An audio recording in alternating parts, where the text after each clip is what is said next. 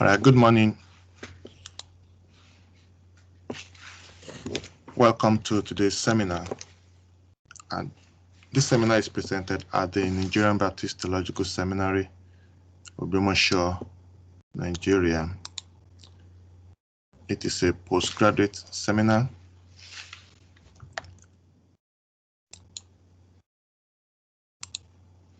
on Islamic history, culture, and philosophy.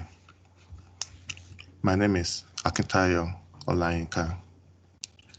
Today we'll be paying attention to three scholars in this field.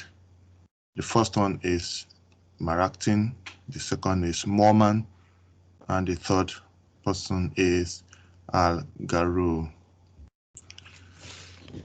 Maraktin's articles are on hunting in pre-Islamic Arabia, and the one we are examining today is published in the Arabian Archaeology and Epigraphy. The article is relevant as it must have met the archaeological criteria scrutiny for publication. So, as I presented in the previous seminar, articles presented in academic journals are always cross-examined by other scholars. We call it peer review journals. It's likely that one or two other academic have examined, they've studied, and made comments on the paper before it is published into the public view for other scholars to read. So the article written by Maraktin that we're examining today has passed through the same quality control. So we want to say it is reliable. In addition to that, being an academic journal, we still want to engage in scholarly debate with what he has presented in his work. So here we welcome Maraktin into our seminar today as we engage him in his debate about pre-Islamic history. Maraktin presents the hunting practices among the pre-Islamic people in the ancient Near East. And we see how the people embarked on hunting for food. They embarked on hunting also for sport, and they use animals to guide their herds. You might have seen at some point herdsmen using probably dogs to guide their herds. But in the pre-Islamic history, they also did something similar. They used other animals to guide their herds. Of course, they were hunters too. They hunt in order to survive.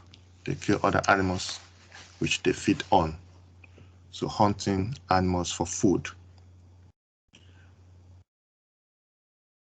Maraktin supports his claims with evidence from some archaeological findings, in the sense that he didn't live in the pre-Islamic history, but he was able to gather his information from archaeological findings in the area.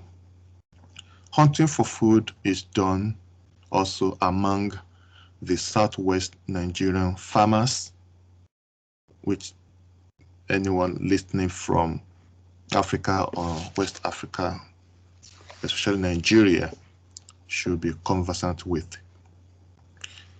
although there is this growth in urban settlement nowadays, still, if you travel to villages around where you live in West Africa, it's likely you come across some farmers holding guns and cutlasses and going about in the bush to hunt for animals.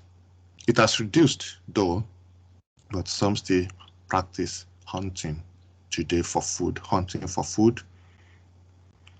So this idea of pre-Islamic hunting should not be new to people living in West Africa,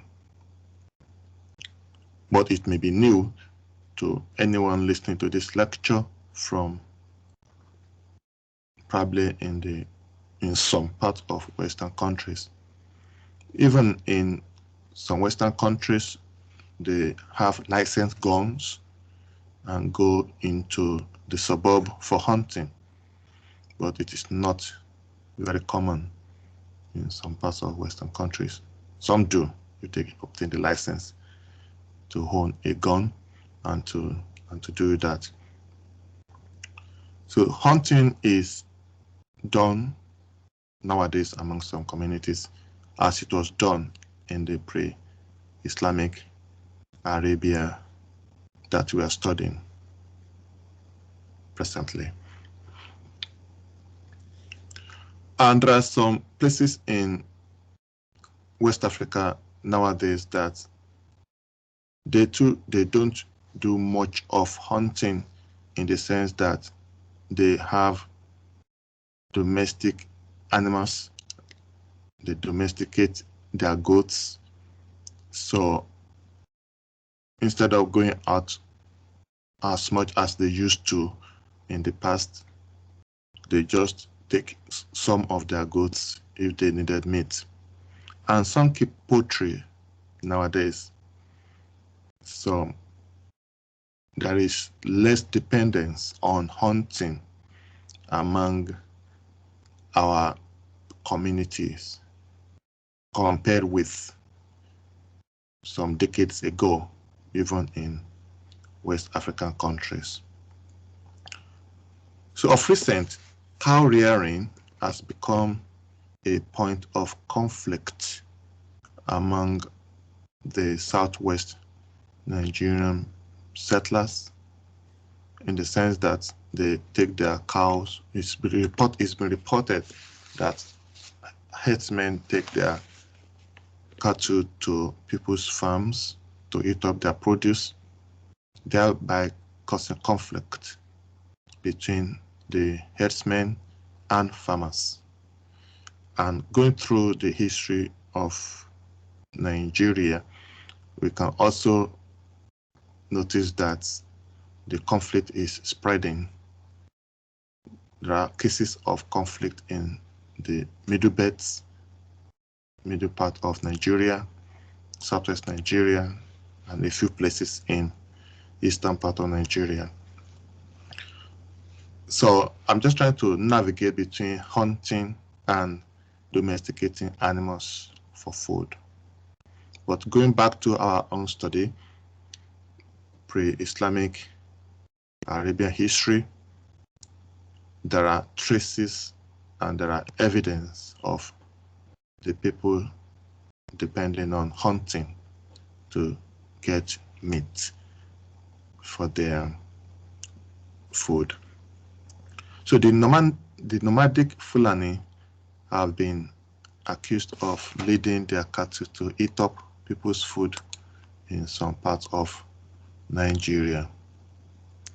But there is no evidence yet of any significant reduction in the consumption of meat, in the sense that you either go for hunting or you buy from market.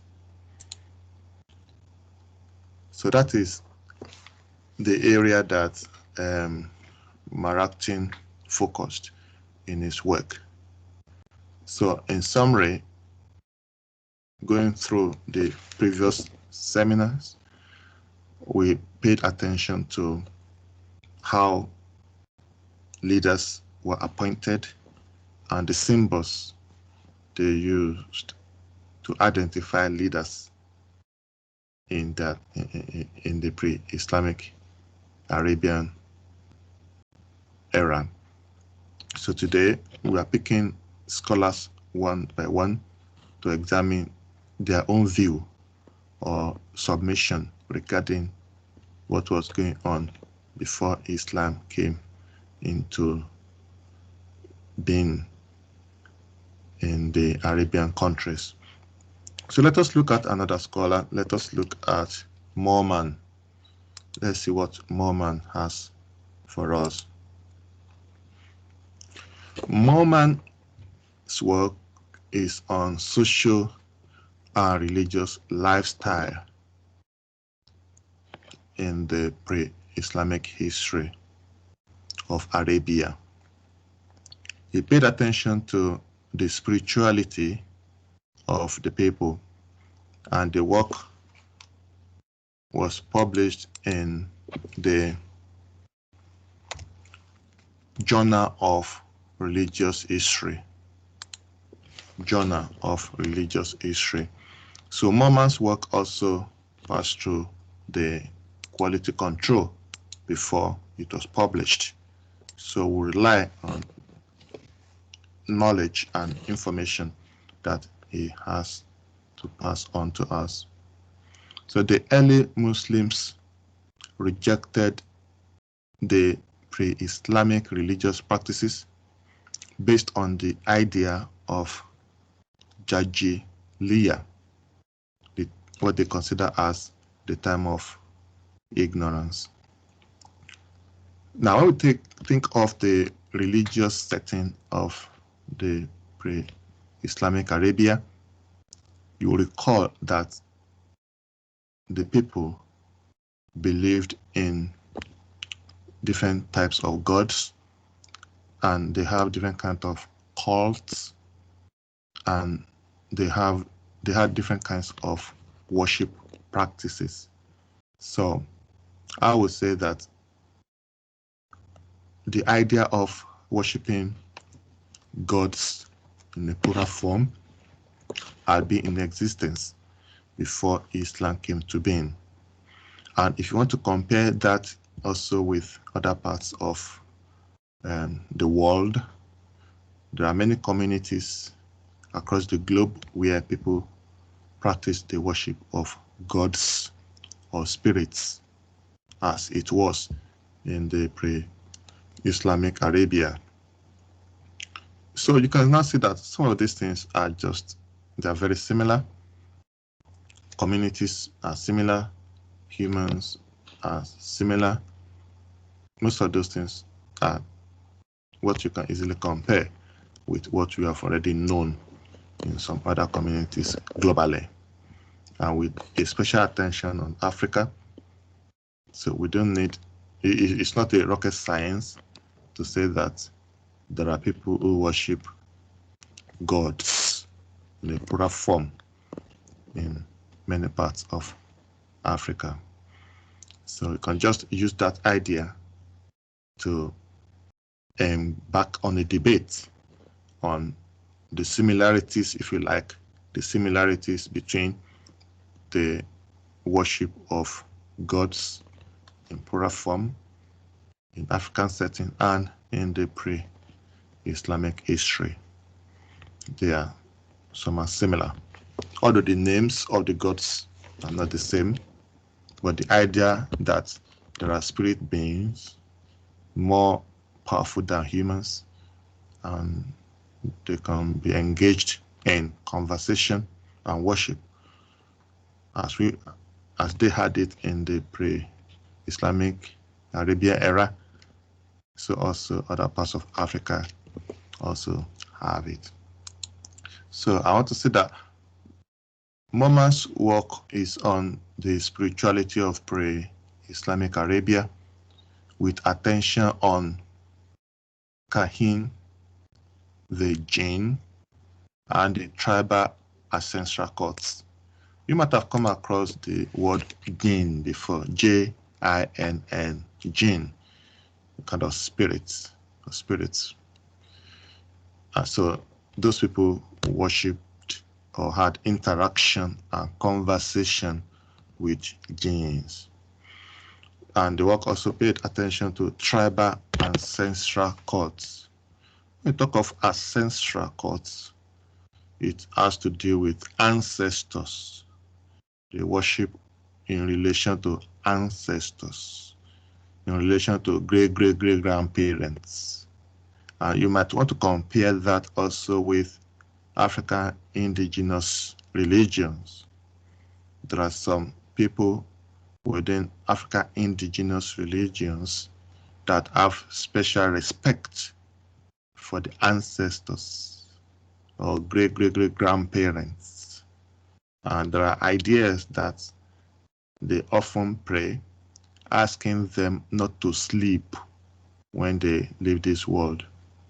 They consider them to still be around, alive and guiding them, and that they should not sleep in heaven.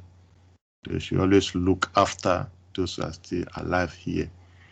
So the idea of tribal ancestral cults was there in the pre-Islamic Arabia. And you can find something similar to that in African religions. The work is published, as I said earlier on, in the Journal of Religious History. The journal article passes through double-blind peer review. Double-blind peer review means that two other scholars who did not know the author will read the article before publication, and they will make their comments. And these also are specialists in the area. They do not know the author, and they read it and make comments, and they send it back to the editor, and the editor will send it to the author, whether to make amendments, adjustments, whether the peer reviewers agree with what he has written, or if they disagreed completely with him. It is after going through all the process that the article will be published. So we want to congratulate Moorman that his work was peer reviewed by two other persons, other scholars, and it was approved for publication. And that's the reason why we're able to read it today as academic journal article. So I would say the contents are believed to have substantial credibility for us to learn from. Still on the trustworthiness of the journal, this very journal was powered by Wiley, W-I-L-E-Y, Wiley. Wiley publication is specialized in education and professional publication that supports research communities and learned societies. So in addition to the work being peer reviewed, we also consider the company, and use the word company that published it, which is Wiley. Wiley is well known as being specialized in education and professional publication. So there is a special regard for them globally.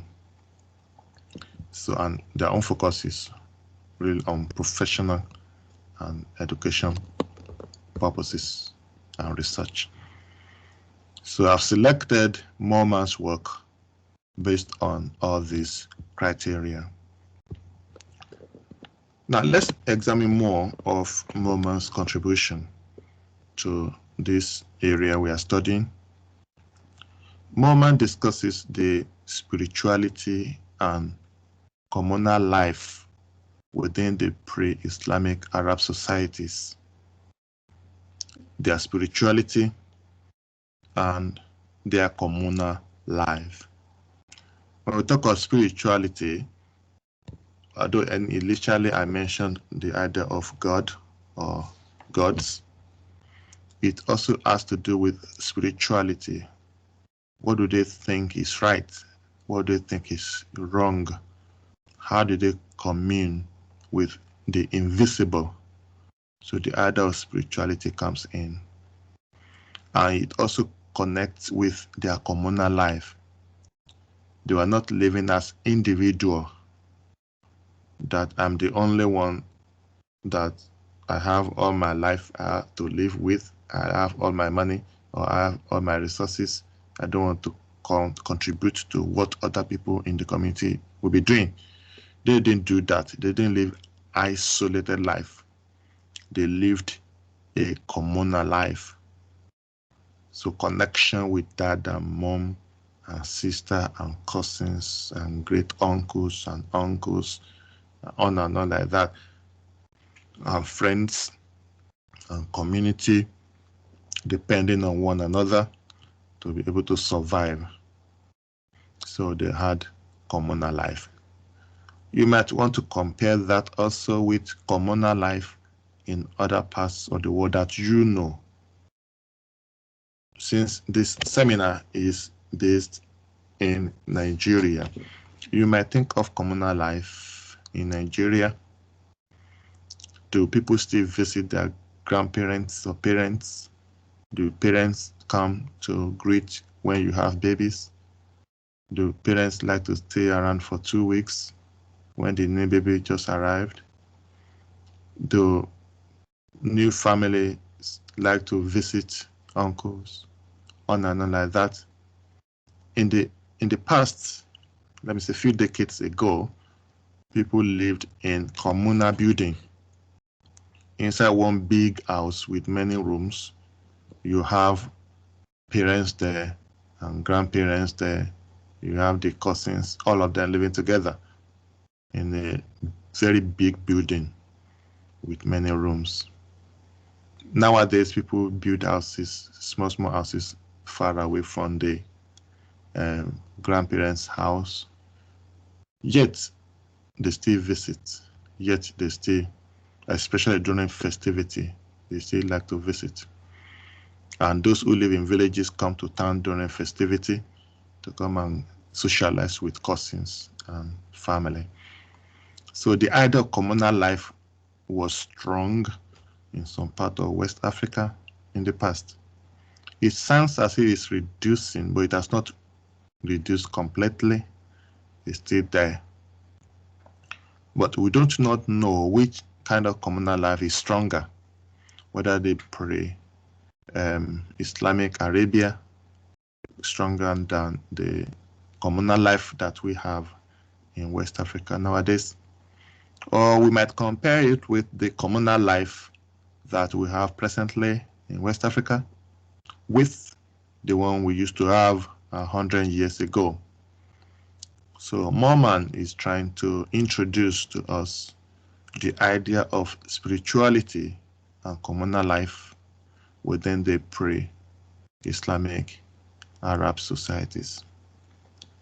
Mormon further examines the relevance of the tribes and commitment to their ancestors. As I mentioned earlier, the discourse covering both the living and the dead. So the early Muslims rejected the pre-Islamic religious practices based on the idea of Jahiliyyah. Jahiliyyah has to do with the time of ignorance. And Muslims claims that they will not agree with such kind of connection with the ancestors or ancestral practices. And they disagree also with some teachings of Jewish people and Christians, which they consider to be biased. But the details of the Christians and Jewish biases are not further explained, which we can take up in another study. So the pre-Islamic religious practices that Muslims rejected will form a part of the distinctives of the Islamic beliefs and practices later, like the rejection of ancestor worship, which the African indigenous religion fully accept and practice.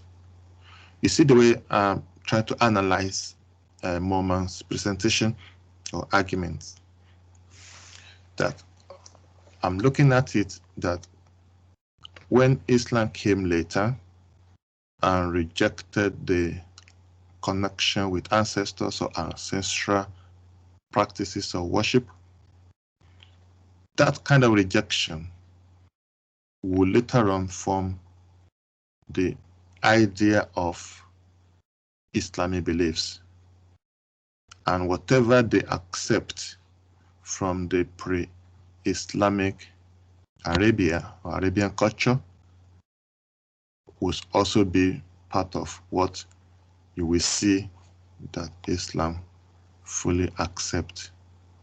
So this time now, it's like they are trying to filter what culture was in practice and the one they were going to accept and the one they will reject.